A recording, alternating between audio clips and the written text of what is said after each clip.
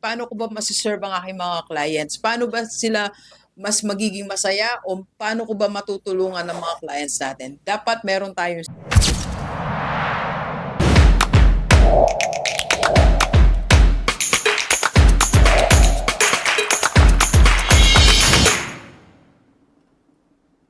Believers, this 2026, I'll be sharing with you 3 business strategies namin dito sa Rockstar Seminar and Coaching na pwede mo rin i-apply sa business mo. Kahit about product or services ang business mo, pwede natin itong i-apply. Ito na yung susundin namin pattern, ito na yung susundin namin formula. Dito po sa Rockstar Seminar and Coaching. So, ano ba, unang-una, explain ko muna. Ano po ba yung ginagawa namin sa Rockstar Seminar and Coaching? We are conducting seminars in 2 ways. First, we organize seminars. Like right now, no, meron kami seminar sa AIM. We're organizing that. Nasa batch 5 na po kami ng How to Run Your School as a Business.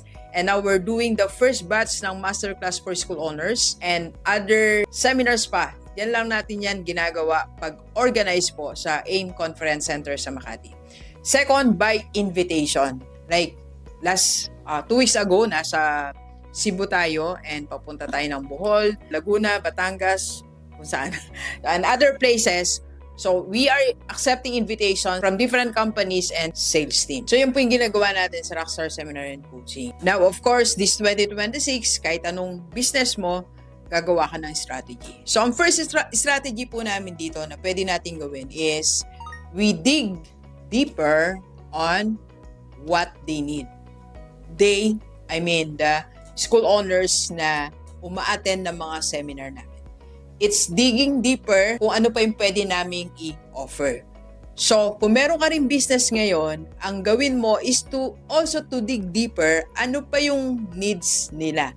And then, you have to create a system para malaman mo yung gusto nila. Iba kasi yung lagi lang natin sinasabi na paano ko ba masiserve ang aking mga clients? Paano ba sila mas magiging masaya o paano ko ba matutulungan ng mga clients natin? Dapat meron tayong system or meron tayong tool na ginagamit para malaman mo ano pa yung needs ng clients mo. Sa Rockstar po, ito po yung one of the tools na ginagamit namin. So at the end of the seminar, meron po silang maliit na form, fill out lang nila, then meron silang i-check dyan kung ano yung next na need ng school nila. So after the seminar, so general po yan, mga informations na sinasabi natin, dinidiscuss natin. And of course, pagbalik nila sa mga schools nila, meron silang isang bagay na gusto nilang gawin. Like for example, they want to have seminars sa mga schools nila for the students, for the teachers, or parents.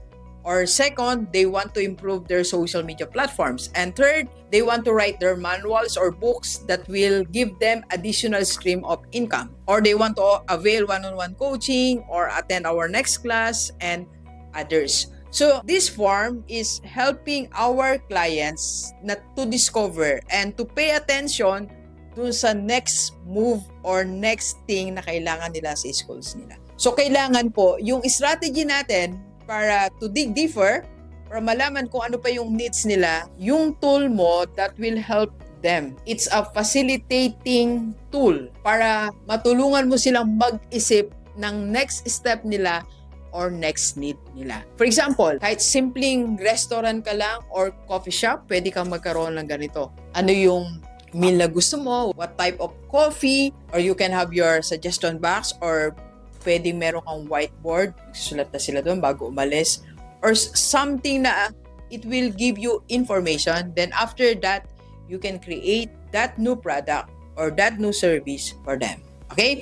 So, second business strategy na gagawin natin this 2026 is formally you ask for referral. Yes, marami sa atin nangihingi talaga tayo ng referral. Pero hindi siya formally announced or formally communicated to your present client. Lagi lang natin sinasabi, very casual sa kwentuhan na, ma'am, pwede mo kaming i-refer. Ma'am, baka pwede mo sabihin sa mga friends mo tong resto natin. So, hindi siya formally communicated to your client. So, ang strategy natin ngayon, this 2026, is to formally communicate that by sending letter, pwede sa email. Kami, we're sending it via social media platform nila, and we even created poster na sinend namin. I think nasend na yata kanina sa kanila.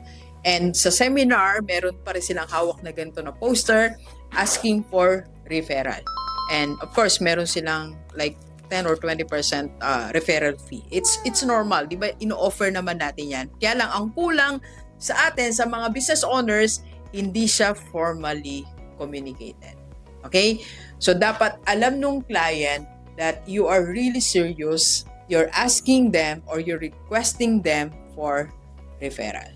And third po na pwede nating dinggayain na business strategy is connect your clients to one another. It's not only you who is connecting to them. It's not only them who is connecting to you. Allow them to connect with each other. So for example, sa amin, so pinabayaan ko po silang magkaroon ng time. Yung second day namin itong batch 4 namin, I gave them time para makapagkwentuhan talaga. Uninterrupted. Inagahan ko talaga yung finish ng session namin. They have 30 minutes just to go around. Then pati yung contacts nila with their consent, binigay din natin sa bawat isa. And in doing that, pag na-connect mo po ang iyong mga clients or customer with each other, you will now building your community. At pag may community ka na, mas tumatatag na ang business mo. You have now your own team, you have now your own community. Sabi nga nila, you have your captured market. Pero ako mas gusto kong gamitin yung community that will support you and supporting each other. At pag community na po yan, mahirap nang mabuwag ang negosyo mo. Okay? So kung ano man ang negosyo mo ngayon, kahit traditional, pwede kang magkaroon ng ganito. So for example, every Friday, so meron kang isang area doon that anyone can sit there and pwedeng magkwentuhan for 1 hour. Or you can sit there para can invite them, yung gustong mag-join sa discussion mo or kwentuhan, pwede natin gawin. Okay? So it's connecting them, then eventually creating your community. So Delivers, na-expect nyo na sobrang kakaiba yung strategies natin this 2026. Napakasimple lang po ng gagawin namin dito sa Rockstar Seminar and Coaching. 3 simpleng bagay, very common, but we will be doing it with system. Alam niyo yung mga rules, mga guidelines, mga principles, nandyan na yan eh.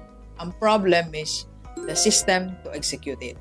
Kaya ikaw as business owner, alam mo dapat paano ka mag-execute ng mga business principles. Let's go. Kape po tayo. Kape po.